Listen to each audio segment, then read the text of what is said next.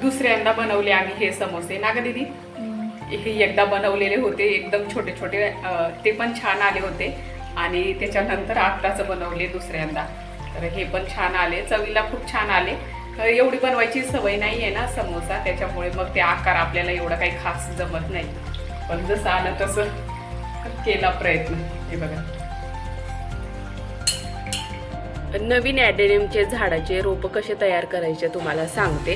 आता हे सुद्धा आम्ही एकदम छोटं रोप आणलेलं होतं, म्हणजे फांदीच लावलेली होती. आता मस्त मोठं झाड झालेलं आहे त्याचं. हे चारही झाडं लावलेले आहेत वेगवेगळ्या पॉटमध्ये. हे उन्हाला ठेवायचं का? नाही आता नाही ठेवायचं. आता राहू द्यायचं, सावलीमध्ये शेटू. हॅलो, नमस्कार. कसे आहात सर्व? मस्त मजेत आहात ना? तर मी मालती तुम्हा सर्वांचं खूप खूप स्वागत करते आपल्या आणखीन एका नवीन व्हिडिओमध्ये. आज आहे छत्रपती शिवाजी महाराजांची जयंती आणि सगळ्यांना सुट्टी आहे. दीदीच्या पप्पांना, दीदीला, दिऊला. तर दीदीच्या पप्पांच्या ऑफिसमध्ये ना कार्यक्रम असतं छत्रपती शिवाजी महाराज जयंतीनिमित्त, तर तिथे गेलेले आहेत आणि दिऊला पण घेऊन गेले. दिऊला सांगितलं मी, म्हटलं जातो का तू मामांसोबत, तर लगेच तयार झाला तो आणि त्याची तयारी करून दिली आणि ते दोघं गेलेत.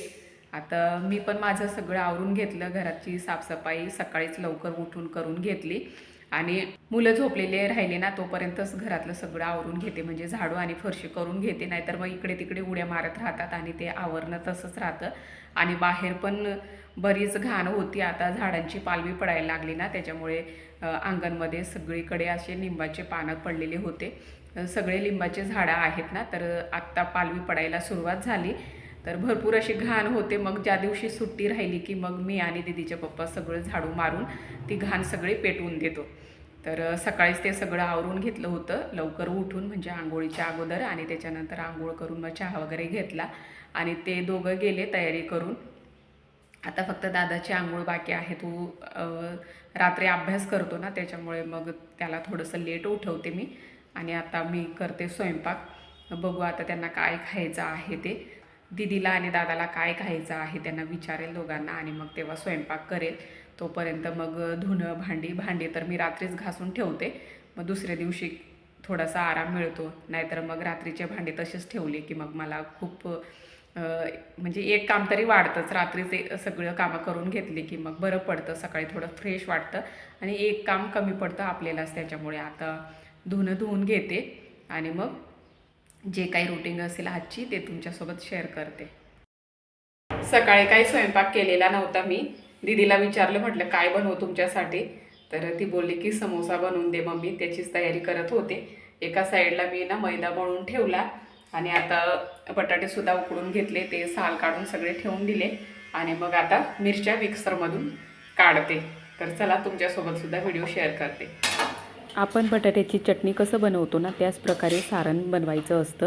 तर मी व्हिडिओमध्ये बघितलेलं होतं, तर तसंच दाखवलेलं होतं. मला काही एवढं काही खास येत नाही समोसा, पण बघून बघून करता येतं. यूट्यूब हे चांगलं माध्यम आहे कुठलीही गोष्ट नवीन शिकण्यासाठी, तर त्याचं चांगल्यासाठीच वापर करून घ्यायचा. तर इथे मस्त अशी चटणी तयार झालेली आहे, सारण जे म्हणतो ते.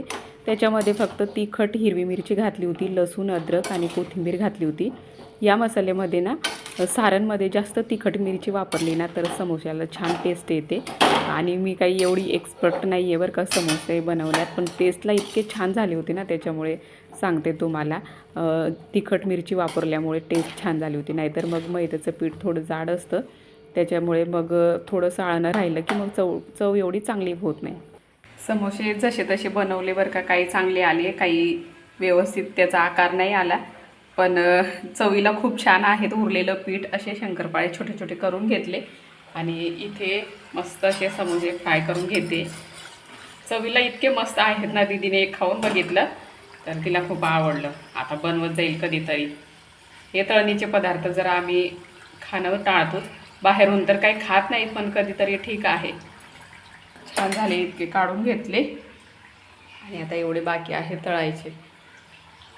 दुसऱ्यांदा बनवले आम्ही हे समोसे ना ग दीदी. हे एकदा बनवलेले होते एकदम छोटे छोटे, ते पण छान आले होते. आणि त्याच्यानंतर आत्ताच बनवले दुसऱ्यांदा, तर हे पण छान आले, चवीला खूप छान आले. एवढी बनवायची सवय नाही आहे ना समोसा, त्याच्यामुळे मग ते आकार आपल्याला एवढं काही खास जमत नाही. पण जसं आलं तसं केला प्रयत्न. हे बघा,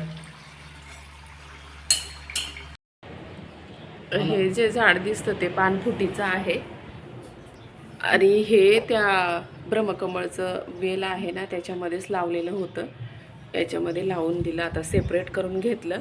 ते पण बरंच आता बहरलं आहे ना, त्याला पण वेगवेगळ्या बऱ्याच फांद्या आल्या, म्हणून तिथे जरा जास्त दाटी होत होती. आणि ह्या पण 2 काड्या होत्या, एकदम छोटंसं होतं, ते पण खूप मोठं झालं. आणि आता हे याच्यामध्ये ट्रान्सफर करून घेतले. दीदीच्या पप्पाने केव्हाचे वरती आलेले होते. आणि आता हे काय करताय तुम्ही? हे जे कॅक्टस आहे ना आपला, सॉरी ॲडेनियम आहे ना, ॲडेनियमचे जे आपण रोपं तयार केले होते ते आता रोपं मोठे झाले आहेत. आपण हे बघा, ट्रान्सफर करून घेऊया. हे रोपं आहेत बारीक. तर आधी या टबमध्येच टाकलेले होते त्यांनी, आणि आता वेगवेगळे सेपरेट छोट्या कुंडीमध्ये लावून घेत आहे.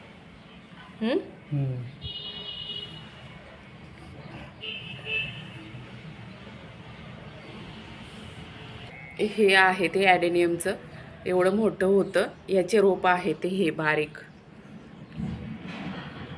तर याला आता बऱ्यापैकी झालेले आहेत ना, म्हणून मग वेगवेगळे असे ट्रान्सफर करून घेतो. तर एक लावलेला आहे त्यांनी, 4च आले. मुळ्या बऱ्या निघाल्या होत्या.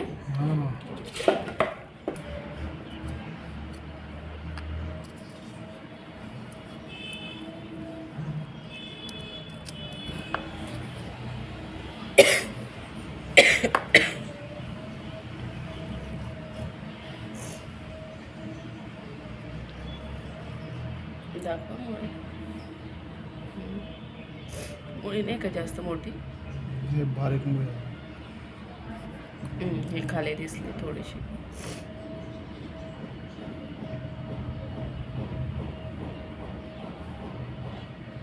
लावा ना, हे इकडचं आत बाजूला. हे बघा मुळ्या छोटे छोटे. या लावा तसंच.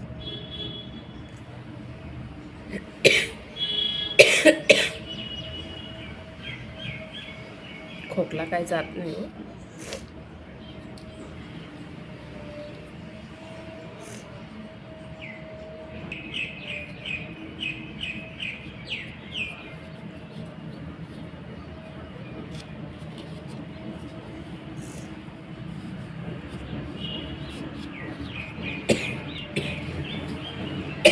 हे बघा, कॅक्टसला फुलं आलेले आहेत, किती छान आलेत. एकच याला हे एकदम छोटंसं आहे. तर या साईडला 2 कळ्या आहेत अजून, आणि हे फुलं किती मस्त दिसत आहे. सगळे कॅक्टसला फुलं आलेत, म्हणजे ह्या कॅक्टसला पण आलेत बघा तसे, असे. आणि याला सुद्धा आलेले आहेत, किती मस्त दिसतात. आम्ही जेव्हा आणलेलं होतं ना, तेव्हा आम्हाला माहिती नव्हतं की कॅक्टसला सुद्धा फुलं येतात. आणि आले तेव्हा इतकं छान वाटलं. आणि हे फुलं ना संध्याकाळी 4 वाजेला असे फुलतात, थोड्या वेळाने असे कोमजून जातील, आणि 4 वाजेलाच, दुसऱ्या दिवशी 4 वाजेलाच फुलतात बरोबर. सकाळी अजिबात फुलत नाही ते. हा पण हे बघा, असं ब्रह्मकमळासारखंच आहे ते, फक्त असं राणी कलरचं आहे ते.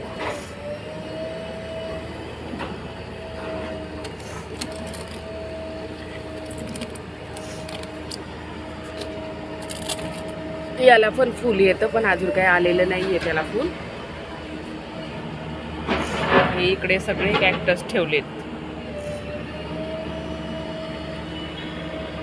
नवीन ॲडेनियमचे झाडाचे रोपं कसे तयार करायचे तुम्हाला सांगते. आता हे सुद्धा आम्ही एकदम छोटं रोप आणलेलं होतं, म्हणजे फांदीच लावलेली होती.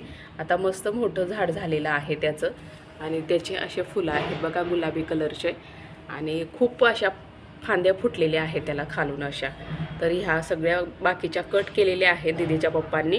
आणि त्याला लावण्यासाठी बघा अशा प्रकारे अशी थोडीशी जाडी साईजमध्ये फांदी काढायची आणि दुसऱ्या पॉटमध्ये लावून घ्यायची. त्यांनीच लावलेले आहेत हे, ह्या फांद्या सगळे याच झाडाच्या आहेत. तर ह्या सगळ्या मुळ्या फुटल्या ह्या फांद्यांना, तर याला लगेच कलम करतील, दुसऱ्या झाडाची फांदी इथे लावतील, म्हणजे एकाच झाडाला 2 प्रकारचे फुलं येतील. तर जेव्हा आम्ही करू ना तेव्हा तुम्हाला मी दाखवेल की कसं झालेलं आहे ते. आणि खूप छान होतात, म्हणजे नवीन प्रकारचे झाडं आपण तयार करून घेऊ शकतो एकाच झाडाचे. तर विकत घ्यायची गरज नाही तुम्हाला, छान तयार होतात. हे 4ही झाडं लावलेली आहेत वेगवेगळ्या पॉटमध्ये. हे उन्हाला ठेवायचं का? नाही आता नाही, आता उन्हात आता नाही ठेवायचं. नाही, आता राहू द्यायचं. आता याचं सावलीमध्ये सेट होऊ दे. हम्म.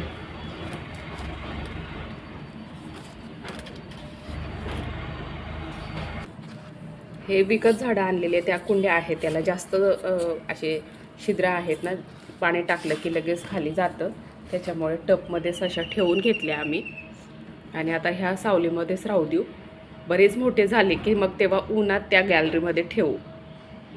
असा होता आजचा दिवस. चला मैत्रिणींनो, आजचा व्हिडिओ इथेच थांबवते. व्हिडिओ आवडला असेल तर लाईक करा, चॅनलवर नवीन असाल तर चॅनलला सबस्क्राईब करा. भेटूया अशाच नवीन व्हिडिओसोबत. तोपर्यंत बाय.